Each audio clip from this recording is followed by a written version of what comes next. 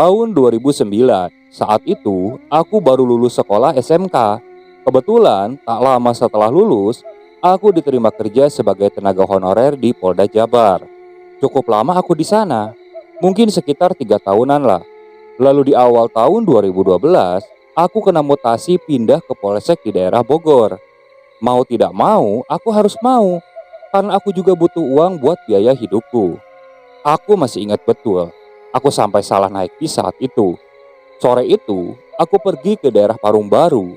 Seharusnya aku naik dari terminal Lewi Panjang, tapi aku justru naik dari terminal Cileunyi. Jadi aku sampai di Ciawi pada tengah malam. Sesampainya di Ciawi, aku lihat di sana ada sebuah warung kecil namun sudah tutup. Aku jalan ke sana, lalu duduk di kursi yang ada di depan warung tersebut. Aku rogoh ponselku di saku. Lalu aku kabari Kanit Serse Polsek, berharap bisa dijemput oleh anggotanya. Dan syukurnya ada yang mau jemput aku ke Ciawi. Malam itu belum ada yang janggal. Aku masih merasa biasa saja. Tapi suasana malam itu begitu sepi. Entah kenapa, kendaraan jarang sesekali ada yang lewat, membuat malam itu terasa sangat lama. Aku peluk tas rangselku. Aku takut kalau ada orang jahat yang mendekat. Sampai tiba-tiba mataku ini merasa ngantuk. Aku ketiduran seperkian detik. Kalau orang Sunda nyebutnya mungkin nundutan ya. Ketika aku tersadar kembali, di sebelahku persis ada perempuan yang sedang duduk. Dia memakai pakaian sobek berwarna hijau. Rambutnya panjang sampai ke bawah. Sebagian wajahnya tertutup oleh rambut, kecuali mulutnya saja. Dia sedang tersenyum ke arahku sambil berkata, "Bade ka mana geulis tengah wengi kieu?" Tapi sialnya, di akhir kalimatnya itu, dia malah tertawa cekikikan. Aku langsung panik. Aku tutupi wajahku sambil menangis. Badanku ini tiba-tiba terasa kaku dan lututku ini terasa lemas seperti tidak mempunyai tulang. Sebisa mungkin aku membaca doa, tapi rasanya wanita itu masih duduk di tempatnya. Semakin lama aku berdoa, wanita itu justru kencang tertawanya, bahkan sampai cekikikan, seperti menertawakan orang yang sedang ketakutan. Entah berapa lama aku memejamkan mata sambil terus berdoa, tiba-tiba ponselku berbunyi. Dengan sigap tanganku langsung merogoh ponsel di saku. Dan seketika itu, kulihat di samping, wanita itu sudah tidak ada. Aku sampai kebingungan. Kok aneh ya? Malah bunyi ponsel yang berdering, dia malah takut. Tapi aku berdoa, sosok itu tidak pergi-pergi. Setelah aku pastikan tidak ada wanita itu lagi, aku angkat teleponnya. Ternyata salah satu anggota yang mau menjemputku sudah sampai. "Saya tunggu di depan Alfamart ya, di depan terminal ya Neng," katanya. Ya kalau aku tahu di situ ada Alfamart 24 jam, ngapain aku nunggu di sini? Ya sudahlah, aku sedikit kesal saat itu. Tanpa buang waktu, aku berlari sekencang mungkin. Namun sesekali aku menoleh ke belakang untuk memastikan keberadaan perempuan itu. Dan ternyata sosok wanita itu muncul lagi. Dia sedang duduk seperti tadi. Dia melambaikan tangan seperti memberi isyarat selamat tinggal. Melihat itu, ketakutanku langsung muncul kembali. Dengan cepat, aku langsung pacu kakiku sekecam mungkin untuk sampai di tempat penjemputan. Hingga akhirnya, aku sampai di tempat penjemputan. Aku bertemu dengan anggota polsek di sana. Sebut saja namanya Mas Akmal. "Oh gemetaran Neng, kenapa?" "Enggak apa-apa, Takut aja kalau ada orang jahat tadi." Setelah berbasa-basi sebentar, kami mulai melanjutkan perjalanan. Waktu menunjukkan pukul 2 dini hari. Aku izin sama Mas Akmal untuk tidur sepanjang perjalanan. Sampai akhirnya, kita sampai di polsek itu kurang lebih pukul 3 pagi. Kesan pertama sesampainya di polsek, ya sama aja. Selalu disapa sama penunggu tak kasat mata. Waktu itu, aku melihat ada sekelebatan sosok perempuan sedang menggendong bayi. Bayinya ini kurang lebih umurnya sekitar 1 tahunan. Dia melesat masuk ke dalam toilet. Mulai deh. Kayaknya tiap hari bakal ketemu sama si mbaknya deh. Batinku kesal seperti itu. Ketika masuk polsek, yang kulihat di sana ada anggota serse. Sebut saja namanya Mas Kabut dan Pak Eko yang bertugas di SPK. Aku berkenalan dengan beliau. Kebetulan sekali, Pak Eko ini aslinya adalah orang Bandung. Jadi setidaknya bisa mengobati rasa kangen ke rumah walaupun baru beberapa jam aku ninggalin rumah. Seperti polsek pada umumnya, ada pagar yang mengelilingi sebagai pagar pembatas. Sedangkan di depan polsek ada masjid. Bangunan polsek ini mempunyai 2 lantai, yang mana di lantai 2 adalah kamar mes. Aku kebetulan dibolehkan sama Mas Kabut untuk menghuni salah satu kamar mes tersebut. Di kamar sebelah kanan dihuni oleh Pak Karno, anggota Intel yang kebetulan kalau malam memang bertugas, kalau siang dia tidur. Sedangkan di sebelah kiri dihuni oleh Pak Hari bagian patroli. Beliau jarang menempati karena sering pulang ke rumah, kecuali kalau piket malam saja. Sekitar pukul 4 lebih, suasana masih sepi. Sedangkan Pak Hari dan Pak Karno belum balik tugas. Aku berjalan menuju kamar mes di lantai 2 ditemani oleh Mas Kabut. Assalamualaikum warahmatullahi wabarakatuh. Aku mengucapkan salam sebelum masuk ke kamar. Dan tiba-tiba aku mendengar jelas ada yang menyahuti salamku. Waalaikumsalam warahmatullahi wabarakatuh. Suara tersebut agak serak. Sedangkan di situ hanya ada aku dan Mas Kabut. Aku kaget lalu melihat ke arah Mas Kabut yang ada di sebelahku. Selamat datang ya Neng, semoga akrab ya. Ucap Mas Kabut yang secara spontan. Loh, aku pun kaget. Kok Mas Kabut bisa tahu kalau ada yang menjawab salamku? Ketika aku tanya, dia buru-buru pamit. Tapi sebelum Mas Kabut bergegas turun, Mas Kabut memberikan peringatan kepadaku. Neng, saya tinggal ya. Saya masih ada kerjaan. Oh iya, ntar sholat ke masjid aja. Jangan di sini. Masjid di depan polsek itu ya. Satu lagi Neng. Toilet tadi sudah lihat kan di bawah. Hati-hati, banyak-banyakin ngaji ya. Di situ aku paham. Jadi para pekerja di sini sudah banyak yang tahu tentang gangguan-gangguan ini. Sebelum tidur, aku sempatkan dulu untuk mengabari keluargaku sambil menunggu azan subuh. Dan tak berapa lama, azan subuh pun telah berkumandang. Waktunya sholat subuh. Ternyata peringatan sholat di masjid itu ada alasannya. Aku benar-benar lupa soal itu. Setelah wudhu, aku langsung menunaikan 2 rakaat sholat subuh di kamar. Baru rakaat pertama, tepat di belakangku ini, aku merasakan seperti ada seseorang yang mengikuti sholatku. Dan sosok itu seperti perempuan. Beberapa kali aku coba lihat dengan ekor mataku. Dan ternyata sosok perempuan itu adalah perempuan yang sempat kulihat di bawah. Perempuan yang menggendong bayi. Di situ perasaanku mulai ketakutan. Namun aku coba fokus dengan sholatku. Dan tahukah kalian, sholat 2 rakaat yang biasanya cepat itu berasa sangat lama.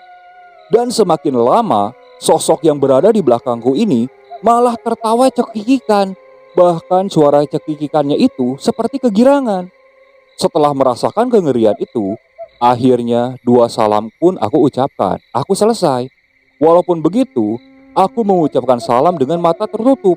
Aku benar-benar takut saat itu. Aku duduk terus di atas sajadah sampai aku ketiduran. Dan tak lama kemudian, aku mendengar suara ada orang yang menggedor pintu. Woi, tetangga baru, bangun. Sudah setengah 7 tuh. Itu adalah Pak Karno. Aku buru-buru bangun dan lari ke kamar mandi bawah. Kebetulan di kamar mandi bawah itu ada cermin besar. Jadi ketika aku gosok gigi sambil nunduk, aku merasa di belakangku ini ada sosok wanita yang menggendong bayi itu. Tapi pas aku bangun, sosok itu sudah menghilang. Jadi cepat-cepat aku selesaikan mandiku. Selesai mandi, aku langsung pakai pakaian kerja. Aku langsung keluar cari sarapan. Tak lupa, aku juga menyapa para anggota yang sudah ada di kantor.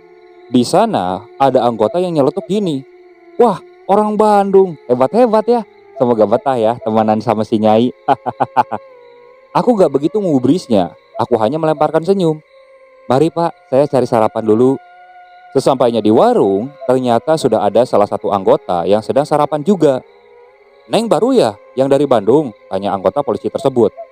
Iya Pak, nama saya Ani. Oh Ani, semoga betah ya. Ingat, kalau sholat di masjid aja. Dan satu lagi, kamu cuma diisengin, gak akan sesadis kayak anggota lain. Soalnya kamu dijagain sama sosok ibu kamu. Di situ aku sempat terdiam. Oh iya Pak, makasih. Oke saya duluan ya. Makan kamu saya bayarin ya. Alhamdulillah Pak, makasih juga.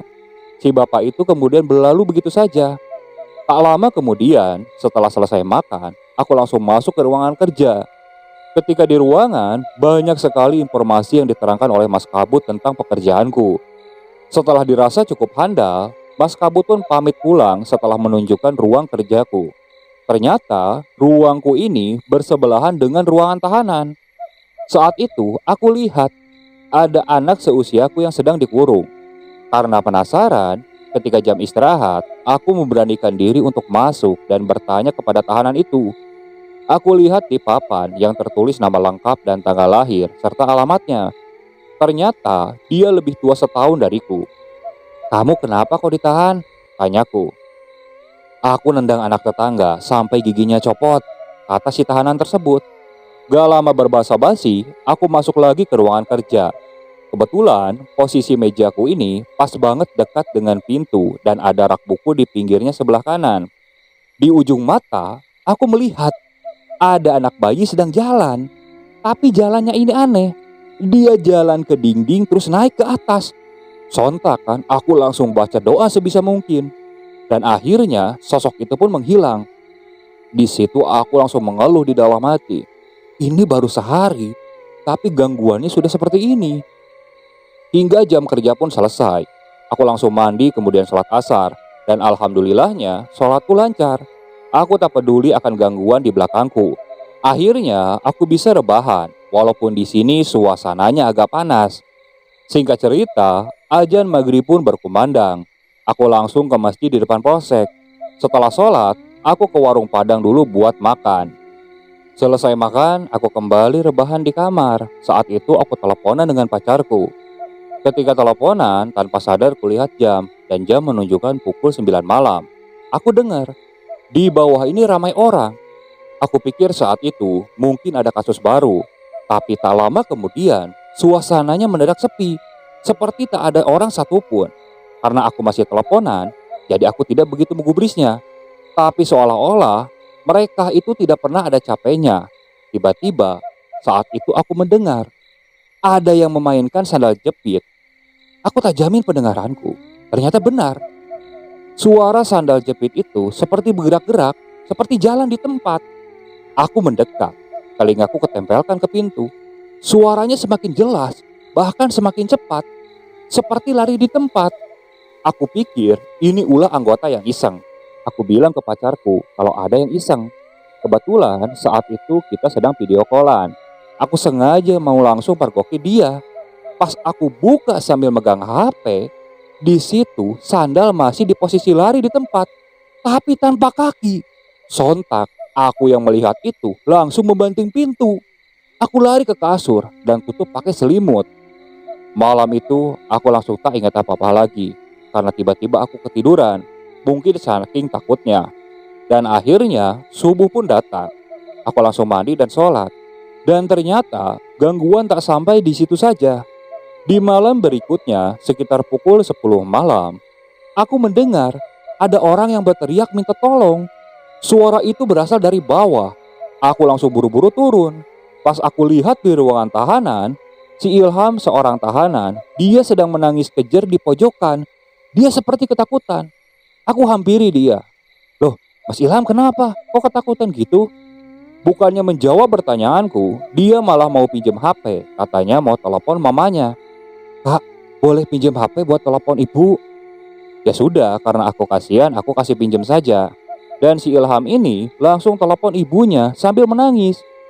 Saat itu, aku berinisiatif untuk mengambilkan air mineral biar si Ilham ini lebih tenang. Lalu setelah tenang, dia cerita kepadaku. "Kak, tadi di kamar mandi tahanan ada tambang gelantungan gitu, Kak. Terus tambangnya kayak berayun ke kanan dan kiri. Terus ada suara perempuan, Kak. Suaranya seperti ini, Kak. 'Ilham, sini Ilham, sini.' Gitu, Kak. Aku takut, Kak. Makanya aku nangis di pojokan." Di sini aku ngobrol sama si Ilham sambil dibatasi oleh sel ya. Terus aku tengok ke arah kamar mandi tahanan. Jadi kamar mandi tahanan ini memang tanpa pintu dan tanpa lampu. Ketika aku lihat, memang di sana ada sosok wanita itu lagi. Dia sedang menggendong bayi sambil tersenyum. Dan bayinya itu memiliki gigi yang runcing dan hitam. Sontak aku langsung beristighfar dan pamit kepada si Ilham. Gak tahu nasib si Ilham seperti apa malam itu. Beberapa waktu kemudian, setelah rentetan penampakan tali di WC tahanan yang menimpa si Ilham, sel tahanan ini kosong untuk beberapa minggu, sampai akhirnya diisi oleh pelaku pencurian mobil dengan modus rental. Aku lupa namanya, tapi kita sebut saja dengan Pak Ujang. Jadi, Pak Ujang ini sudah babak belur dihajar massa sampai nggak bisa duduk saking sakitnya. Dan Pak Ujang ini terus-terusan mengerang. Aku bantu sebisaku karena anggota reserse yang lain suka marah kalau aku terlalu baik ke tahanan. Setelah maghrib, Pak Ujang ini nangis. Aku pikir karena sakit. Ternyata Pak Ujang ini lihat perempuan itu lagi dan sedang duduk di kursi di depan sel yang biasa dipakai pengunjung untuk tahanan. Dia bilang perempuan itu terus melambaikan tangannya ke arah Pak Ujang sambil terus tersenyum menyeringai. Saat itu sersi lagi keluar semua karena banyak laporan begal kendaraan bermotor. Aku bingung harus bagaimana. Sedangkan Pak Ujang tak berhenti-berhenti menangis meminta ditemanin. Aku tinggal Pak Ujang karena jam sudah menunjukkan pukul 9 malam. Ditambah lagi aku sudah mengantuk. Tak lupa aku juga bilang kepada dia untuk berdoa. Sebenarnya aku juga kasihan karena kondisinya sudah parah, ditambah lagi dia harus diteror oleh hantu di sana. Tapi mau apa dikata, aku sudah ngantuk berat. Dan malam itu, aku langsung tidur nyenyak tanpa gangguan. Karena sudah terbiasa bangun pagi, pada pukul 4 subuh aku sudah bangun. Ketika aku turun tangga, aku lihat pintu tim 1 serse itu terbuka. Aku lihat di sana ada Mas Ari. Dia seperti kejang-kejang dengan wajah tertutup bantal sofa, seperti orang kecekik suaranya. Buru-buru aku angkat bantal dari wajahnya, dan Mas Hari ini langsung bisa bernapas. "Ah, kenapa kok kayak kejang-kejang gitu? Mimpi tenggelam apa gimana, ah?" "Neng, tahu gak? Tadi saya mimpi didudukin cewek sambil nais orok. Nais, oh, sambil gendong ini bayi, ah. Iya, terus saya sesak, Neng, gak bisa napas. Terus bagaimana ceritanya eta bantal ada di muka, ah? Saya memang kalau tidur biasanya ditutupin mukanya pakai bantal, Neng. Kalau nggak gitu nggak bisa tidur." Setelah itu berlalu tanpa gangguan. Dan si Pak Ujang yang ditahan itu pun sudah dipindahkan ke lapas Gunung Sindur karena kondisinya yang nggak memungkinkan. Karena waktu itu di polsek kondisinya sudah parah duluan. Ditambah menurut ceritanya Pak Ujang setiap malam digangguin terus sama sosok perempuan itu. Bahkan bayinya ini pernah neplok di perut Pak Ujang. Sampai setiap malam Pak Ujang ini harus berteriak-teriak ketakutan. Hingga suatu ketika, malam itu giliran tim 2 piket. Kebetulan tim 2 ini ruangannya di tengah.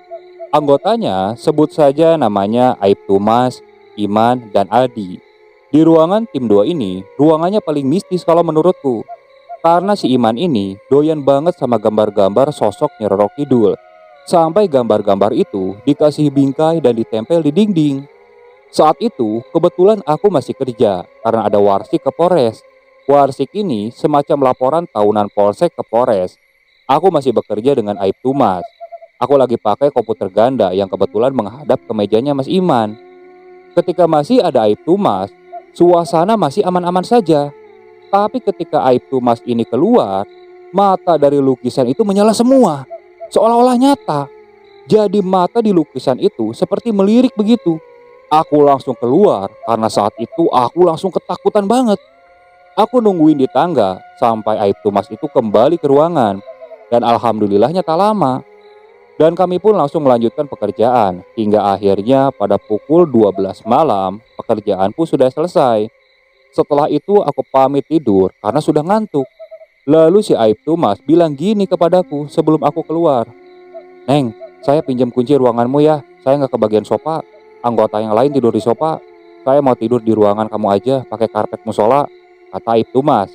"Ya silakan, Pak," kataku sambil menyerahkan kunci ruangan. Aku langsung buru-buru naik ke kamar.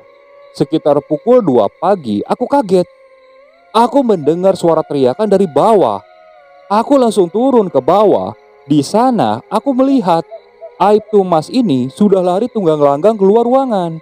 Ketika aku tanya kenapa, beliau bilang kalau ada yang duduk di perutnya. Tapi awalnya gak ada siapa-siapa. Terus Aib Tumas ini malah nantang. "Sini loh, macam-macam sama gua gak takut." Kedua kalinya Perempuan ini duduk tapi nampakin dirinya sambil duduk di perut Aibtu Mas sambil menggendong bayinya. Dan perempuan itu tersenyum menyeringai sambil cekikikan. Hingga akhirnya Aibtu Mas ini lari keluar ruangan. Malam itu dia tidur di kursi SPK di depan biar ada temannya. Karena orang SPK ini pasti nggak pada tidur.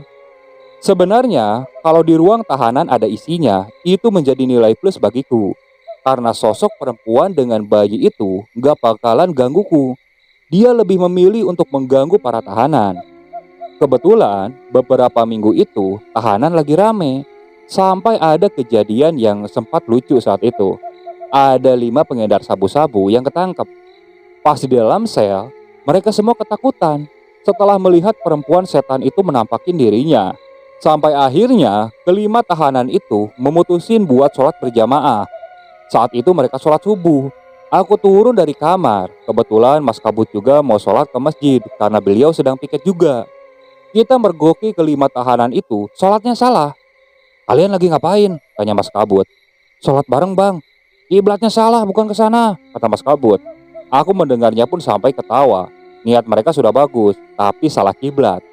Saat itu Mas Kabut bertanya, kenapa kelima tahanan ini mendadak sholat berjamaah. Dan mereka pun bercerita kalau setiap malam mereka digangguin sama kuntilanak yang bawa bayi. Aku dan Mas Kabut yang mendengar itu cuma bisa tertawa. Dan Mas Kabut bilang gini, "Pantesan itu setan gak keliling, lagi hobi gangguin pengedar sabu ternyata." Masih di hari itu, saat siang aku kebelet ingin buang air kecil. Aku lagi nunggu orang yang keluar dari WC. Tapi kok lama? Kira-kira 15 menit aku menunggu. Karena di dalam ada suara keran menyala. Aku gedor-gedor, tapi gak ada jawaban. Namun si pintu ini terkunci dari dalam. Hingga akhirnya aku panggil tukang kebun buat dobrak itu WC. Saat didobrak, di dalam tidak ada siapa-siapa. Tapi air mengalir dengan deras. Saat itu kami lihat kalau lubang pembuangannya itu ternyata seperti mangpet. Saat dibuka, ternyata lubang pembuangannya itu disumpel pakai gulungan rambut sebesar kepalan tangan orang dewasa. Saat rambut itu diurai oleh tukang kebun polsek, panjangnya 1 meteran. Di situ kita berdua langsung begitu ngeri. Hingga akhirnya rambut itu dibuang ke tong sampah. Namun aku masih penasaran, kenapa pintu WC bisa terkunci? Sedangkan pintu WC itu hanya bisa dikunci dari dalam, tidak bisa dikunci dari luar. Tapi akhirnya aku lupakan saja kejadian itu. Semenjak di sana, aku penasaran bagaimana sejarahnya sosok perempuan itu bisa gentayangan di polsek. Menurut beberapa sumber, sosok perempuan yang menggendong bayi itu dulunya adalah tahanan. Jadi ceritanya gini, si perempuan itu membunuh bayinya sendiri dan dipenjara. Dan saat dipenjara, perempuan itu bunuh diri. Jadi akhirnya sosok perempuan itu masih gentayangan di polsek tersebut. Oke, sekian untuk cerita kali ini. Saya mohon maaf apabila masih banyak kekurangan dalam pembawaan ceritanya. Kritik dan sarannya silakan kalian bisa cantumkan di kolom komentar. Tak lupa saya juga ucapkan terima kasih kepada narasumber yang sudah membagikan kisahnya, termasuk para penonton yang sudah mampir dan mendengarkan cerita dari channel Rentera Keramat ini. Semoga kalian selalu diberikan kesehatan, dilancarkan rezekinya, dan dijauhkan dari musibah. Terus ikuti cerita yang dibawakan oleh channel Rentera Keramat ini. Assalamualaikum warahmatullahi wabarakatuh.